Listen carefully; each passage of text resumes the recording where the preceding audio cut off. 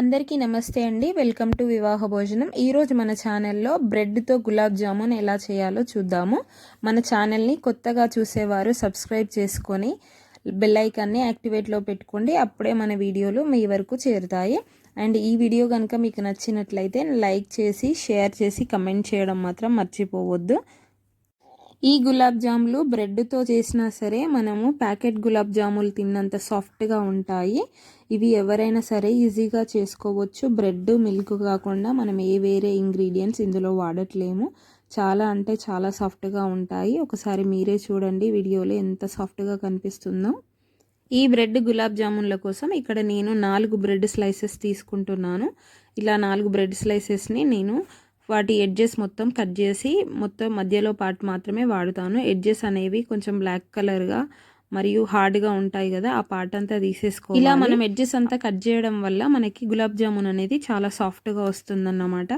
వీటిని ఇలా edges cut చేసుకున్న తర్వాత మధ్యలోకి స్లైసెస్ లాగా కట్ చేసుకోవాలి. స్లైసెస్ లాగా కట్ చేయాలని ఏం లేదు, మీరు కావాలంటే చేత్తో అనేది తుంపి మనం ఒక బౌల్లోకి తీసుకోవాలి. వీటిని ఇవన్నీ ఒక బౌల్లోకి తీసుకున్న తర్వాత ఇందులోకి మనం కొద్దిగా మిల్క్ యాడ్ చేసుకుంటూ దీన్నంతా ఒక సాఫ్ట్ పిండిలాగా కలుపుకోవాలి. నేను ఇక్కడ 1/2 కప్ మిల్క్ పట్టినాయి నాకు 4 బ్రెడ్ స్లైసెస్కి. మీరు బ్రెడ్ స్లైస్ అనేది సన్నగా ఉంటే ఒకలాగా పడతాయి, మనకు లావుగా ఉంటే కొంచెం ఎక్కువగా పడతాయి.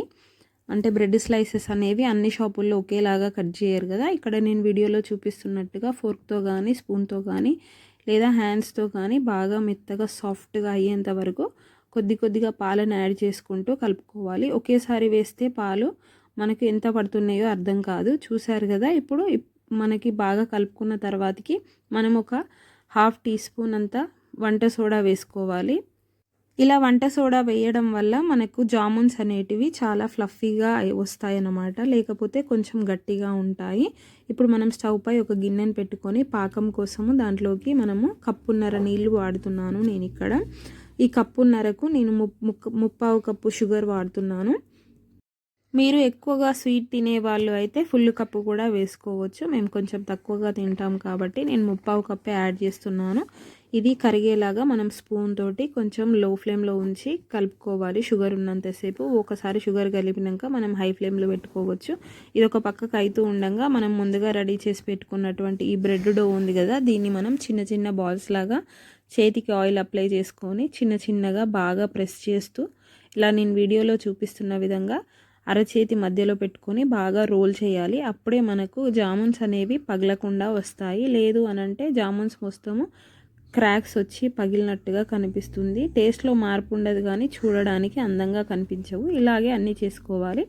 ఇప్పుడు మనం షుగర్ సిరప్లోకి 4-5 యాలకులు దంచినవి వేసుకోవాలి. అలాగే 1 టీ స్పూన్ నిమ్మరసం వేసుకోవాలి. ఇది బాగా మరిగిన తర్వాత మనకు షుగర్ సిరప్ రెడీ అయిపోతుంది. ఇలా నిమ్మరసం వేయడం వల్ల మనకు ఈ సిరప్ అనేది గట్టిపడకుండా ఉంటుందన్నమాట.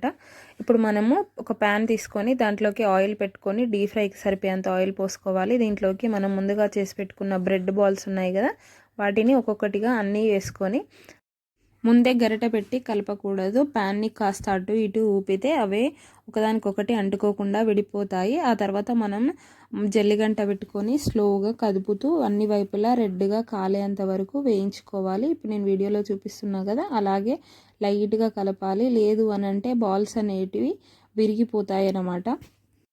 ఇలా నేను వీడియోలో చూపిస్తున్నట్టుగా ఈ బ్రెడ్ బాల్స్ అన్నిటినీ స్లోగా కదుపుతూ మీడియం ఫ్లేమ్లో ఉంచుకొని కదుపుతూ ఉండాలి. అప్పుడే మనకు అన్ని వైపులా ఈవెన్గా వేగుతాయి. హై ఫ్లేమ్లో పెట్టి వేయిస్తే లోపల వేగకుండా పైన మాత్రం బాగా కలర్ వచ్చేస్తాయి. ఇప్పుడు ఒకసారి ఇలా కలర్ రెడ్గా వచ్చిన తర్వాత వీటిని అన్నిటినీ తీసి మనం ముందుగా తయారు చేసి పెట్టుకున్న చక్కెర పాకం ఉంది కదా, దాంట్లోకి మొత్తం ఆయిల్ అంతా స్ట్రెయిన్ అయిన తర్వాత వీటిని అన్నిటినీ తీసుకొని అందులో వేసుకోవాలి. లేదు అనంటే మీరు టిష్యూ పేపర్ యూజ్ చేసి అయినా సరే ఆయిల్ అంతా డ్రైన్ అయిన తర్వాత మనం షుగర్ సిరప్లో వేసుకోవచ్చు. ఇలా వేసుకున్న తర్వాత 1 గంట సేపు నాననేస్తే మనకు sweet soft gulab jamuns ready అయిపోతాయి. చూసారా ఎంత సాఫ్ట్గా షైనీగా కనిపిస్తున్నాయో. నాకైతే చాలా అంటే చాలా బాగా కుదిరాయి. మీరు కూడా ఒకసారి ట్రై చేయండి. గులాబ్ జామున్ పిండి లేనప్పుడు ఇంట్లో పిల్లలు అడుగుతూ ఉంటారు కదా, లేదు అనంటే మనం ఎవరికైనా స్వీట్ చేసి పెట్టాలనుకున్నా చాలా బాగుంటుంది. ఒక్కసారి ట్రై చేసి చూడండి, తప్పకుండా నచ్చుతుంది. అలాగే మీ ఫీడ్బ్యాక్ని ఇవ్వండి. సబ్స్క్రైబ్ చేసుకోవడం మాత్రం మర్చిపోవద్దు. ఈ వీడియో కనుక మీకు నచ్చినట్టయితే లైక్ చేసి, షేర్ చేసి, కమెంట్ చేయడం మాత్రం మర్చిపోవద్దు.